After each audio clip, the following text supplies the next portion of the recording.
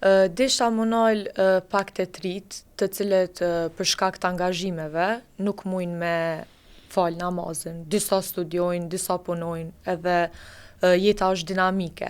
Po ashtu të marr parasysh që jena një shtet laik edhe nganjëherë leja për me shku në xhami ose për me shfrytzu hapësirat e punës, nganjëherë edhe nuk lejohet, ndoshta edhe me të drejtë. Çka ju thuti aty në trive, a janë edhe këta musliman devotshëm se me ata që i ndjekin këto rregulla? Sigurisht që na nuk jemi ata cilët i bojmë gjykimin e njerëzve ose vlerësimin se ky është kaq musliman ose ky është kaq, mirë po na si njerëz gjykojna në bazë të asaj çka e shohim. Muhamedi a.s. thot nëse një person e shihni duke shku në xhami, dëshmoni që është besimtar, që është musliman, se fakti që ai po shkon është një mirë po, kjo nuk e mohon drejtën e qendurit musliman edhe për dikant tjetër.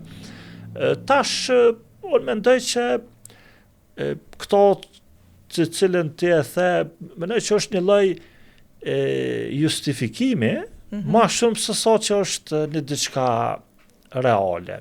Mendoj që njeriu ka ku, edhe njeriu mundet me kriju balans mes profesionalizmit vet, mes studimit, edhe mes përkushtimit ndaj Zotit, edhe nuk është pengesë. Për shembull, na e kena pa disa prej futbollerëve të suksesshëm në Champions League, edhe kanë agjeru, po i dhashën edhe ka 2-3 golla gjatë dejton, nuk është pengesë. Gjithashtu, nëse na e marrim, për shembull njeriu i ka 24 orë ditën, një pjesë e kalojnë në gjumë, një pjesë.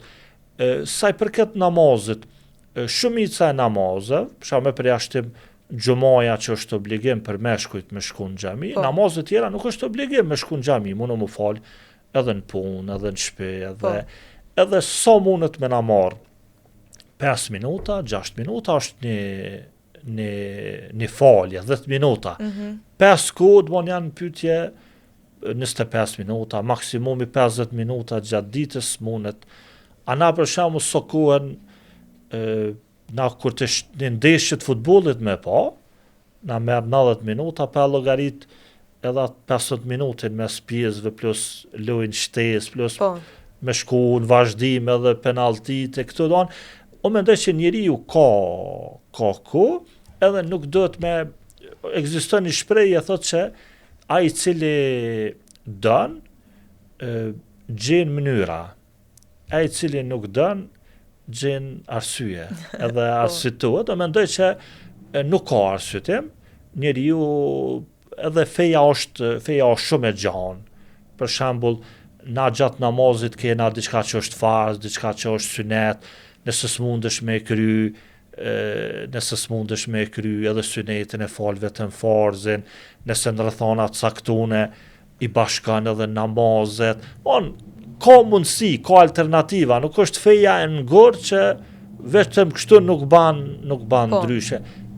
Mjafton me ekzistu vullneti, pastaj gjinen mekanizmat, gjinen mënyrat për me